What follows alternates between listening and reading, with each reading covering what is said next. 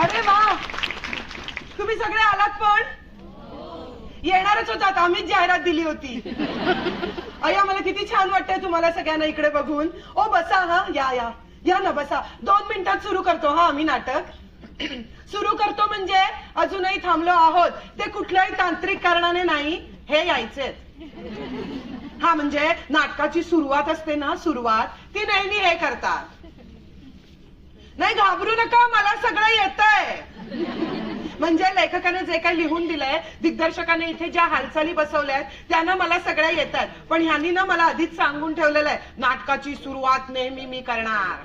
त्यांनी सांगितलंय ना, मग त्यांना करू दे. उगाच तेवढ्यावर आणि पापड नको मोडायला. हो, पण मला ना खूप छान वाटतंय तुम्हाला सगळ्यांना इकडे बघून. आणि मला पूर्ण खात्री आहे पुढचे 2-2.5 तास तुम्ही सगळेजण आमचं नाटक मस्त एन्जॉय करणार आहात. किती छान वाटतं. अशी खणखणी टाळी ऐकली ना की आम्हाला लगेच कळतं नाटकाचा प्रयोग दादर मध्ये चालू आहे, पुण्यात नाही. गंमत केली हो, गंमत केली मी. हल्ली काय झालंय माहितीये, बऱ्याचदा म्हणजे ना आपल्याला हसायचं असतं, हा आपल्याला हसायला येत असतं, पण आपण ना ह्याला काय वाटेल, त्याला काय वाटेल, आमका काय म्हणेल, तमका काय म्हणेल म्हणून ना अहो एवढ्या गालातल्या गालात हसायला लागलोय. अय्या, त्यामुळे ना आमच्या कलाकारांचं तर अहो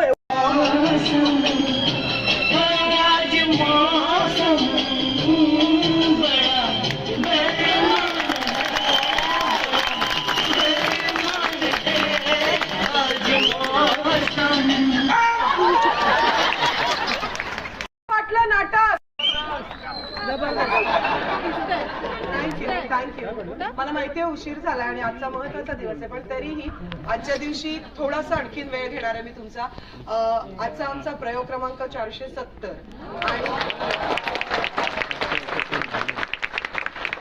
आणि ह्या 470 प्रयोगापर्यंतचा जो पल्ला आम्ही गाठलाय त्याच्यात आमची बॅकस्टेजची जी टीम आहे त्यांचा खूप मोठा सहभाग आहे. आज मला त्यांना सुद्धा तुमच्या समोर आणायचंय. तर सगळ्यात आधी आमचं नेपथ्य सांभाळणारी अख्खी टीम, त्यांना मी सांगते की प्लीज या.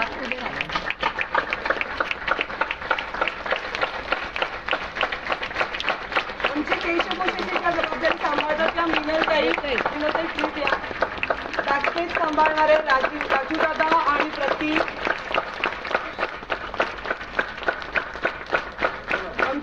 लाईट सगळे जो सांभाळतो तो मयूर. कपडेपट जे सांभाळतात ते विजय दादा.